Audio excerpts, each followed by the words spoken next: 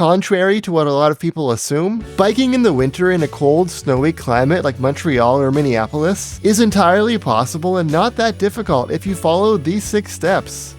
Number 1, your city needs to plow and maintain its bike paths. This one isn't in your hands, but it can absolutely make or break the winter cycling experience. Cars can't drive through unplowed roads and neither can bikes. Number 2, dress generally like you would for walking somewhere in the winter, but with more attention to your extremities, hands, feet, and ears. Your torso, on the other hand, can actually overheat, so you might want to put on 1 layer less than you think you need. Number 3, bike lights are essential for shorter days. Studded tires can also be useful for peace of mind.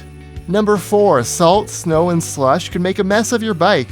If you're not comfortable with cleaning, storage, and maintenance of your main bike over winter, many opt for a secondary bike for winter that's older and easier to leave outside.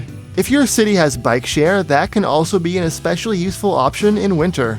Number 5, don't treat winter cycling as all or nothing. There's nothing wrong with biking on normal winter days, but leaving your bike at home during snowstorms or deep cold snaps if you want. Number 6, this one might be obvious, but limit your time outside when it's well below freezing.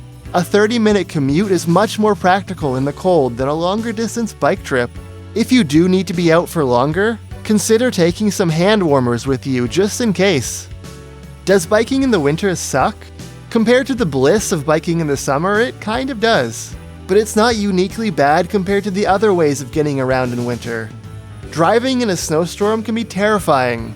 And waiting for a bus in a cold snap isn't super pleasant either.